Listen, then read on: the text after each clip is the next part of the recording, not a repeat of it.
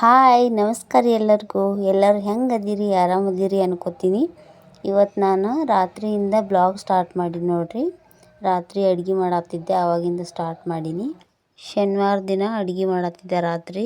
ನಮ್ಮ ಅಕ್ಕ ಜಲ್ದಿನೇ ಬೆಂಗ್ಳೂರಿಗೆ ಹೋಗೋಕ್ಕಿದ್ಲು. ಅದಕ್ಕೆ ಅಕ್ಕಿಗೆ ಸಲಮಿ ಜಲ್ದಿ ರೊಟ್ಟಿ ಮಾಡಿ ಊಟ ಮಾಡಿ ಅಕ್ಕಿನ ಹೋಗೋಕ್ಕಿದ್ಲು. ಅದಕ್ಕೆ ಜಲ್ದಿ ಮಾಡತ್ತಿದ್ದೆ. ಜೋಳದ ರೊಟ್ಟಿ ಮಾಡಿ ಈಗ ಸಾರನ್ನು ಮಾಡಿದ್ವಿ. ಎಲ್ಲ ಎಗ್ ಮಸಾಲ ಮತ್ತು ಜೋಳದ ರೊಟ್ಟಿ ಮಾಡಿದ್ವಿ. ರೊಟ್ಟಿ ಎಲ್ಲನೂ ಆಯಿತು. ಮತ್ತು ಕಟ್ಟಿನ ಎಲ್ಲ ಕ್ಲೀನ್ ಒರೆಸಾತಿದ್ದೆ. ಎಲ್ಲರನ್ನೂ ಬಿಟ್ಟು ಮತ್ತೆ ವಾಪಸ್ ಬೆಂಗ್ಳೂರು ಕೆಲಸಕ್ಕೆ ಹೊಂಟಾಳ.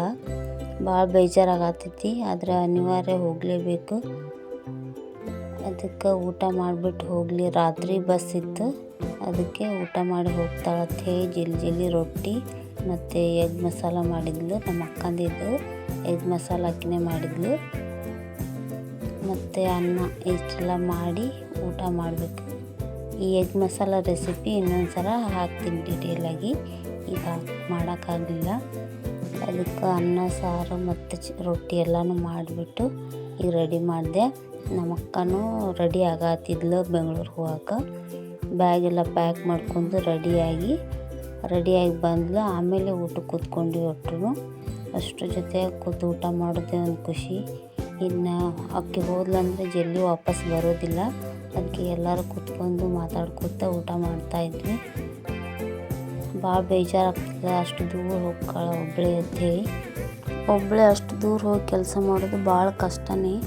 ಆದರೂ ಏನೂ ಮಾಡೋಕ್ಕಾಗಲ್ಲ. ಸಂದರ್ಭಗಳು ಮತ್ತು ಅನಿವಾರ್ಯ ಐತಿ. ಅದಕ್ಕೆ ಹೆಣ್ಮಕ್ಳಿಗೆ ಕಷ್ಟಗಳೇ ಜಾಸ್ತಿ ಈಗಿನ ಕಾಲದಾಗ. ಆಸೆಗಳಿಗಿಂತ ಜವಾಬ್ದಾರಿಗಳು ಜಾಸ್ತಿ ಅದಾವು. ತಮ್ಮ ಕಷ್ಟಗಳನ್ನ ಪರಿಹಾರ ಮಾಡ್ಕೋಬೇಕಂದ್ರೆ ಇಷ್ಟು ದೂರ ಹೋಗಿ ದುಡಿಬೇಕು. ಅದಕ್ಕೆ ಹೋಗತ್ತಾಳ. ಎಷ್ಟೇ ಕಷ್ಟಪಟ್ಟು ದುಡಿದ್ರೂ ಹೆಣ್ಮಕ್ಳಿಗೆ ಜನರು ಮಾತಾಡೋದೇ ಮಾತುಗಳೇ ಬೇರೆ. ಆದರೆ ಬೇರೆಯವ್ರ ಮಾತಿಗೆ ತಲೆ ಕೆಡಿಸ್ಕೊ ಮಗಳು ಅಲ್ಲಕ್ಕಿ. ಆಯಿತು ತನ್ನ ಕೆಲಸ ಆಯಿತು ಅಂತ ಇದ್ಬಿಡ್ತಾಳೆ. ಅಷ್ಟು ಕಷ್ಟಪಟ್ಟು ದೂರ ಹೋಗಿ ದುಡಿತಾಳೆ. ಹೆಮ್ಮೆ ಅನ್ಸುತ್ತೆ ನನಗೂ ಆಕೆ ನೋಡಿದ್ರೆ. ನನಗೂ ಯಾರ ಮುಂದೆ ಕೈ ಚಾಚ್ತೇನೆ ಬದುಕಬೇಕು, ನನ್ನದು ಖರ್ಚು ನಾನೇ ನೋಡ್ಕೋಬೇಕು ಅನ್ನೋ ಆಸೆ ಭಾಳ ಐತಿ. ಆದರೂ ಹೊರಗೆ ಹೋಗಿ ಕೆಲಸ ಮಾಡೋಕ್ಕಾಗಲ್ಲ. ನನ್ನ ಹೆಲ್ತ್ ಕಾರಣದಿಂದ ಮತ್ತು ನಾ ಇರೋ ಪರಿಸ್ಥಿತಿಯಿಂದ ನಾ ಹೊರಗೆ ಹೋಗಿ ಕೆಲಸ ಮಾಡೋಕ್ಕಾಗಲ್ಲ. ಆದರೂ ಇದ್ದಷ್ಟು ಖುಷಿಯಾಗಿದ್ದೀನಿ. ನಾನು ಎಲ್ಲರ ಥರ ಚೆನ್ನಾಗಿ ಆಗ್ತೀನೋ ಅಥವಾ ಹೀಗೆ ಇರ್ತೀನೋ ಗೊತ್ತಿಲ್ಲ, ದೇವ್ರಿಗೆ ಗೊತ್ತು. ಈಗ ನಮ್ಮ ಅಕ್ಕನೂ ಹೋಗತ್ತಾಳ. ಎಲ್ಲ ರೆಡಿಯಾಗಿ ಪ್ಯಾಕ್ ಮಾಡ್ಕೊಂಡು ಬ್ಯಾಗೆಲ್ಲ ತೊಗೊಂಡು ಹೊಂಟ್ಲು. ಈಗೆಲ್ಲ ರೆಡಿಯಾಗಿ ಹೊಂಟಾರ. ಸಿಕ್ಕಾಪಟ್ಟೆ ಚಳಿ ಇರೋದ್ರಿಂದ ಎಲ್ಲ ಪೂರ್ತಿ ಪ್ಯಾಕ್ ಆಗಿ ಹೊಂಟಾರ ನೋಡ್ರಿ. ಅವಳು ಸ್ಕಾರ್ಫ್ ಎಲ್ಲ ಕಟ್ಕೊಂಡು ಸಿಕ್ಕಾಪಟ್ಟೆ ಥಂಡಿತ್ತು. ಅದಕ್ಕೆ ರೆಡಿಯಾಗಿ ಹೊಂಟ್ರು. ಭಾಳ ಅಂದ್ರೆ ಭಾಳ ಮಿಸ್ ಮಾಡ್ಕೋತೀವಿ ನಮ್ಮ ಅಕ್ಕನ. ಆಕಿನೂ ಹೋದ್ಲು. ರಾತ್ರಿ 9 ಗಂಟೆಗೆಲ್ಲ ಆಕಿನೂ ಹೋದ್ಲು. ಆಕಿನೆಲ್ಲನೂ ಕಳಿಸ್ಬಿಟ್ಟು ನಾವು ಈಗ ಒಳಗೆ ಬಂದು ಬಿಗ್ ಬಾಸ್ ನೋಡ್ಕೊತ ಸ್ವಲ್ಪ ವಾಕ್ ಮಾಡತ್ತಿದ್ದೆ. ಥಂಡಿ ಜಾಸ್ತಿ ಇರೋದ್ರಿಂದ ಅಲ್ಲೇ ಒಳಗೇನೆ ಸ್ವಲ್ಪ ವಾಕಿಂಗ್ ಮಾಡತ್ತಿದ್ದೆ. ಕರ್ನಾಟಕದ ಮನೆ ಮಾಡ್ತಾಯಿದ್ರು ಬಿಗ್ ಬಾಸ್. ಸೂಪರಾಗಿ ಓಡಾತೈತಿ. ಎಲ್ಲರಿಗೂ ಇಷ್ಟ ಆಗ್ತೈತೆ.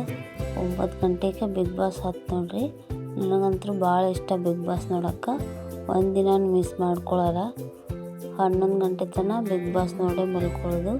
ಬಿಗ್ ಬಾಸ್ ನೋಡ್ಕೋತ ನನ್ನ ಮಗಳು ಮಲ್ಕೊಂಡಿದ್ಲು.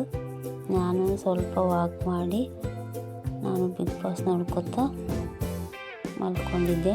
ಇದಾಗಿತ್ತು ನಮ್ಮದು ಶಾರ್ಟೆಡ್ ವಿಡಿಯೋ. ಪ್ಲೀಸ್ ಇಷ್ಟ ಆದರೆ ಲೈಕ್ ಮಾಡಿ, ಶೇರ್ ಮಾಡಿ, ಸಬ್ಸ್ಕ್ರೈಬ್ ಮಾಡ್ಕೊರಿ.